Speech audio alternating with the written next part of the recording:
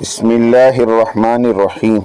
قسط نمبر 953، اعتراض 8، 9، 10 اور ان کے جوابات۔ بے علم اور عمل آدمی کا دعوت دینا، فاسق اور فاجر کا دعوت دینا۔ دعوتی کام اور اس کا اسلوب۔ الحمدللہ وحدہ والصلاة والسلام علی من لا نبی بعدہ، اما بعد۔ بے علم اور بے عمل آدمی کا بیان۔ اعتراض نمبر 8، اکثر تبلیغ اور دعوت والے علم سے بھی دور ہوتے ہیں اور عمل میں بھی سست، مگر یہ ممبر پر بیٹھ کر بیان کرتے ہیں، یہ درست اور جائز نہیں ہے۔ جواب: ساری انسانیت میں صرف نبی اور رسول ہی ایسے ہوتے ہیں جنہیں اللہ تعالیٰ نبوت اور رسالت عطا فرما کر ان کی پچھلی زندگی کی ہر خطا کو معاف فرما دیتے ہیں۔ یہی نہیں بلکہ انہیں نبوت اور رسالت سے نوازے جانے کے ساتھ ہی اپنی خصوصی حفاظت میں لے کر ان سے کوئی خطا سرزد ہونے نہیں دیتے۔ رہا عام انسانیت کا مسئلہ تو ان سے کچھ بھی ممکن ہے۔ یہ لوگ اچھے عمل بھی کریں گے اور برے عمل بھی کریں گے، خاص کر دعوت و تبلیغ والے۔ ان کا علم تو مختصر ہوتا ہے لیکن عمل میں یہ پختہ ہوتے ہیں۔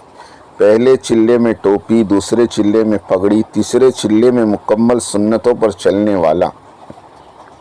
یورپ اور امریکہ کے لوگ ایسے ہی ہوتے ہیں اور دعوت اور بیان 6 باتوں کے اندر کرتے ہیں۔ آیات اور احادیث کا ترجمہ اور تفسیر بیان نہیں کرتے بلکہ کہتے ہیں حدیث کا مفہوم ہے۔ لطیفہ: علماء بھی حدیث کو بیان کر کے کہتے ہیں او کما قال علیہ الصلاۃ والسلام، یعنی جس طرح سے فرمایا گیا۔ داعی بھی یہی کہتا ہے حدیث کا مفہوم ہے۔ لطیفہ: تبلیغ میں بندہ نکلتا ہی اس لیے ہے کہ دین سیکھے اور دین کی دعوت دینا بھی سیکھے، اس لیے اسے 6 باتیں بیان کرنا سیکھنا پڑتا ہے۔ تبلیغ والا گشتوں میں دعوت دینا سیکھتا ہے اور تعلیم کے حلقے میں بیٹھ کر دین سیکھتا ہے اور بڑے مسائل اپنے علاقے کے علماء کرام سے پوچھ کر عمل کرتا ہے۔ اس طرح چلہ 3 چلے میں اچھا خاصا داعی بن جاتا ہے اور ساتھ ساتھ دین پر چلنے والا بھی بن جاتا ہے۔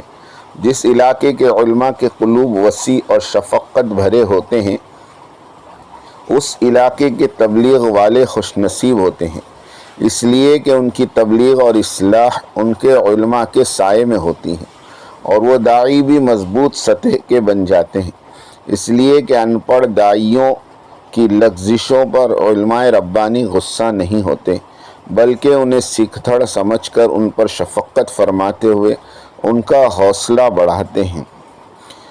سراہو کراؤ کی مزاج رکھتے ہیں اور اس کے برخلاف جو الفظی ہوتے ہیں وہ ان عامیوں کی اصلاح کم اور تنقید زیادہ کرتے ہیں۔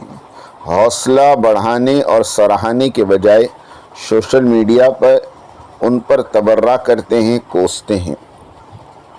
میواتی علماء کرام: سن 1978 میں ہماری جماعت میوات کے ایک دیہات دھوج میں تھی۔ ہمارا ایک ساتھی جو بالکل ان پڑھ تھا وہ بیان کر رہا تھا اور اس مجمع میں 12 کبار علماء موجود تھے، 3 شیخ الحدیث، 4 مفسرین، 2 مفتیان کرام۔ سب علماء جھوم جھوم کر جاہل کی بات سن رہے تھے۔ یہی نہیں بلکہ بیان ختم ہونے پر سب اس سے معانقہ بھی کر رہے تھے۔ بعد میں لوگوں نے حلقہ لگا کر ان حضرات کے سامنے 2 زانو ہو کر بیٹھ گئے تو پتہ چلا کہ یہ بزرگ حضرات یہاں کسی کے یہاں شادی کی دعوت میں تشریف لائے ہوئے ہیں۔ سادگی ایسی تھی کہ دیہاتیوں کے لباس میں ملبوس تھے۔ وہ علماء الفصیح افصح کے مصداق تھے، یعنی اچھائیوں کی کثرت میں خرابیوں کی قلت کو نظر انداز کر دیتے تھے۔ بعد والوں میں وہ خو باقی نہیں رہی۔ انہوں نے الفصیح افصح کی صفت کو اپنایا، یعنی گھڑا بھر دودھ میں مینگنی ڈال دینے والا کام کرنا شروع کیا، یعنی تبلیغ والوں کی ہزاروں خوبیوں پر چند مشتبہ باتوں کی وجہ سے پانی پھیر دیا اور یہ بھی نہیں سوچا کہ ساری دنیا میں پھیلے ہوئے کروڑوں سیدھے سادھے تبلیغ والوں کے دلوں کو کس قدر ٹھیس پہنچے گی۔ فائدہ: اہل علم پر کوئی آفت آ جائے تو علم ان کی رہبری کے لیے کافی ہو جاتا ہے مگر کم علم اور سیدھے سادے لوگوں پر کوئی دینی آفت آ پڑتی ہے تو وہ بیچارے فتنوں کا شکار ہو جاتے ہیں، کسی پر اعتبار کرنا ان کے لیے مشکل ہو جاتا ہے، آخر کار دین اور دعوت دین سے کنارہ کشی اختیار کر لینا ان کا مقدر بن جاتا ہے۔ حسن بصری رحمۃ اللہ علیہ کا داعی اللہ کی شان میں تبصرہ اور فتویٰ، فرمایا کہ دعوت و تبلیغ والا داعی اللہ ہے، اللہ کا حبیب ہے، اللہ کا ولی ہے، اللہ کا مقرب بندہ ہے۔ یہ بندہ اللہ کا اختیار کردہ ہے، زمین پر بسنے والے سارے انسانوں میں یہ بندہ اللہ کو پیارا ہے، اس کی دعوت اللہ نے قبول کی، اور جب وہ نیک کام کرتا ہے تو اس کے نیک کام قبول کیے گئے، اور جب کہتا ہے کہ میں ایک عام مسلمان ہوں تو یہ اللہ کا خلیفہ ہے۔ دعوت میں تاثیر اطاعت امیر اور قربانی اور مجاہدے سے پیدا ہوتی ہے۔ نیز وہی داعی کامیاب داعی ہے جس کا کردار اور قال اور حال یعنی حلیہ اور چال ڈھال کتاب اور سنت کے موافق ہو۔ دراصل یہی صفات داعی کے حق میں اور سچ ہونے کی گواہی دیتے ہیں۔ سورہ یاسین والے قصے میں حبیب نجار نے جب اپنی قوم سے کہا یا قوم اتبعوا المرسلین اتبعوا من لا یسألکم اجرا وہم مہتدون، اے میری قوم ان رسولوں کی راہ پر چلو اس لیے کہ یہ مخلص ہیں، دل سے تم سے کچھ مانگتے نہیں ہیں اور ہدایت یافتہ ہیں چہرے مہرے سے اور چال ڈھال سے۔ لطیفہ، حبیب نجار نے ہدایت تو ابھی دیکھی بھی نہیں تھی، ابھی تو اس نے ان مرسلین علیہ السلام کو ہی دیکھا تھا، ابھی تو صرف سرسری ملاقات کی تھی، مگر اس نے کس طرح پہچان گیا کہ یہ تمام رسول ہدایت یافتہ ہیں؟ اس کا جواب سادہ سا ہے کہ ان پیغمبروں کی تواضع، اخلاق اور لباس اور چہرے مہرے کو دیکھ کر حبیب بول اٹھا کہ یہ تو ہدایت یافتہ ہے۔ اس لیے داعی کو سنت لباس، سنت طریقے کی وضاحت اور سنت طریقے کی داڑھی اور اخلاق کو لازماً اپنانا ہوگا، اس سے مدعو پر دعوت کا اثر پڑے گا، ورنہ غیر مسنون تبلیغ دین سے صرف دین کی معلومات پھیلیں گی، دینداری نہیں۔ داعی صاحب، آپ اتنا تو غور فرما لیں کہ کیا کوئی نبی اور رسول صحابی کوٹ پتلون اور ٹائی پہنے اللہ تعالیٰ کا بھیجا ہوا مقرب بندہ نظر آئے گا؟ فائدہ، دعوت و تبلیغ میں جان اسی وقت پڑتی ہے جب داعی کا قال اور حال درست ہو، قول سے مراد ایک ایک لفظ کتاب اور سنت سے مطابقت رکھتا ہو، اور شیرین زبان ہو یعنی زبان سے اکرام نہ جائے، دل سے اخلاص نہ جائے۔ دراصل دعوت کی روح یہی دو چیزیں ہیں۔ ان دو صفات کے ساتھ مختصر سی دعوت بھی انسانوں کی زندگی بدل دیتی ہے، جس کا کھلا نمونہ تبلیغ والوں کی 6 نمبروں والی دعوت میں ہے۔ ایک شبہ کا ازالہ، کیا فاسق اور فاجر وعظ اور نصیحت کر سکتا ہے؟ جواب، مذکورہ بالا تبصرے میں بے عمل کے دینی بیانات کی بابت وضاحت تھی کہ اس کا بیان کرنا جائز ہے، اس طرح اس داعی کا بیان کرنا بھی درست ہے جو کسی گناہ میں عادتاً ملوث رہتا ہو۔ بعض لوگ یہ کہتے ہیں کہ بے عمل یا فاسق کے لیے دوسروں کو وعظ اور نصیحت کرنا جائز نہیں، اور سند میں یہ آیت مبارکہ پڑھتے ہیں یا ایھا الذین آمنوا لم تقولون ما لا تفعلون، اے ایمان والو وہ بات کیوں کہتے ہو جس پر عمل نہیں کرتے۔ یہ شکوہ دعوے دار سے ہے نہ کہ داعی سے۔ جو شخص کسی گناہ میں مبتلا ہو اور وہ دوسروں کو گناہ سے باز رہنے کی تلقین کرے تو یہ عین درست ہے، جائز ہے، کیونکہ اچھا عمل کرنا الگ نیکی ہے، اس اچھے عمل کی تبلیغ دوسری مستقل نیکی ہے، اور ایک نیکی کو چھوڑنے سے یہ ضروری نہیں ہوتا کہ دوسری نیکی بھی چھوڑ دی جائے۔ جیسے ایک شخص اگر نماز نہیں پڑھتا تو اس کے لیے لازم نہیں کہ وہ روزہ بھی چھوڑ دے، اسی طرح اگر کوئی نماز نہیں پڑھتا اس طرح اس کے لیے ضروری نہیں کہ دوسروں کو نماز پڑھنے کے لیے بھی نہ کہیں۔ اس طرح کسی ناجائز فعل کا ارتکاب الگ گناہ ہے، اور اپنے زیر اثر لوگوں کو اس ناجائز فعل سے نہ روکنا دوسرا گناہ ہے، اور ایک گناہ کرنے سے یہ لازم نہیں آتا کہ دوسرا گناہ بھی ضرور کیا جائے۔ فائدہ، صحیح حدیث ہے کہ طوائف نے کتے کو پانی پلا کر زندگی بچائی اور بخشی گئی۔ فائدہ درہاں، حالانکہ وہ فاحشہ تھی، اس کا فحش معلوم تھا، سبھی جانتے تھے، مگر اس نے نیک کام کیا، پانی پلایا اور معجور بھی ہوئی۔ امام مالک رحمۃ اللہ علیہ نے حضرت سعید بن جبیر کا یہ ارشاد نقل کیا کہ اگر ہر شخص یہ سوچ کر امر بالمعروف اور نہی عن المنکر چھوڑ دے کہ میں تو خود گنہگار ہوں، جب گناہوں سے خود پاک ہو جاؤں گا تو لوگوں کو تبلیغ کروں گا، تو نتیجہ یہ نکلے گا کہ تبلیغ کرنے والا کوئی بھی باقی نہ رہے گا، کیونکہ ایسا کون ہے جو گناہوں سے بالکل پاک ہو۔ حسن بصری رحمۃ اللہ علیہ کا ارشاد ہے کہ شیطان تو یہ چاہتا ہے کہ لوگ اس غلط خیالی میں پڑھ کر تبلیغ کا فریضہ چھوڑ بیٹھیں۔ حضرت حکیم الامت اشرف علی تھانوی نور اللہ مرقدہ تو فرمایا کرتے تھے کہ جب مجھے اپنی کسی بری عادت کا علم ہوتا ہے تو میں اس عادت کی مذمت اپنے مواعظ میں خاص طور سے بیان کرتا ہوں تاکہ واعظ کی برکت سے یہ عادت جاتی رہے۔ خلاصہ یہ ہے کہ آیت کیا تم لوگوں کو اچھے کام کرنے کو کہتے ہو اور خود کو بھلا بیٹھتے ہو، باوجود اس کے کہ تم کتاب پڑھتے ہو۔ اس کا مطلب یہ نہیں کہ بے عمل آدمی کو واعظ کہنا جائز نہیں، بلکہ مطلب یہ ہے کہ واعظ کو بے عمل نہیں ہونا چاہیے، اور دونوں میں فرق واضح ہے۔ مگر یہاں یہ سوال ہوتا ہے کہ بے عمل ہونا نہ تو واعظ کے لیے جائز ہے نہ غیر واعظ کے لیے، تو پھر واعظ کی تخصیص کیوں؟ جواب یہ ہے کہ ناجائز تو دونوں کے لیے ہیں، مگر واعظ کا جرم غیر واعظ کے جرم کے مقابلے میں زیادہ سنگین اور زیادہ قابل ملامت ہے، کیونکہ واعظ جرم کو جرم سمجھتے ہوئے جان بوجھ کر جرم کرتا ہے، اس کے پاس یہ عذر نہیں ہوتا کہ مجھے اس کا جرم ہونا معلوم نہ تھا، برخلاف غیر واعظ کے اور ان پڑھ جاہل کے کہ اس کو خائل حاصل نہ کرنے کا الگ گناہ ہو، لیکن ارتکاب گناہ میں اس کے پاس کسی درجے میں عذر موجود ہوتا ہے کہ مجھے معلوم نہ تھا۔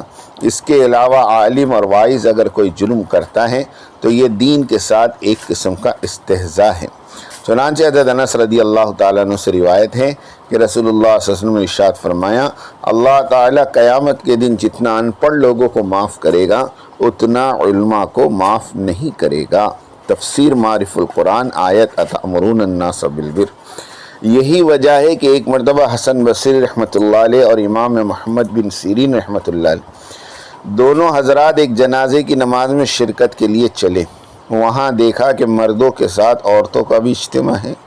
اس کو دیکھ کر ابن سیرین رحمۃ اللہ علیہ واپس ہو گئے، مگر حسن بصری رحمۃ اللہ علیہ نے فرمایا کہ لوگوں کی غلط روش کی وجہ سے ہم اپنے ضروری کام کیسے چھوڑ دیں؟ نماز جنازہ فرض کفایہ ہے، اس کو اس فساد زدہ ماحول کی وجہ سے ترک نہیں کیا جا سکتا۔ ہاں، اس بات کی کوشش ضرور کی جائے گی کہ یہ غلط ماحول ختم ہو جائے۔ یہ واقعہ بھی روح المعانی میں نقل کیا گیا۔ 100% لوگ جانتے ہیں کہ 5 وقتہ نماز فرض ہے، مگر 90% لوگ نماز نہیں پڑھتے۔ اب اس بے نمازی کو تبلیغ والے گشتوں میں لے کر جاتے ہیں، اس سے دعوت دلواتے ہیں، دعوتی بات کہنے سننے سے اسے احساس ہوتا ہے، پھر وہ نمازی بن جاتا ہے۔ دوسرے شبہ کا ازالہ۔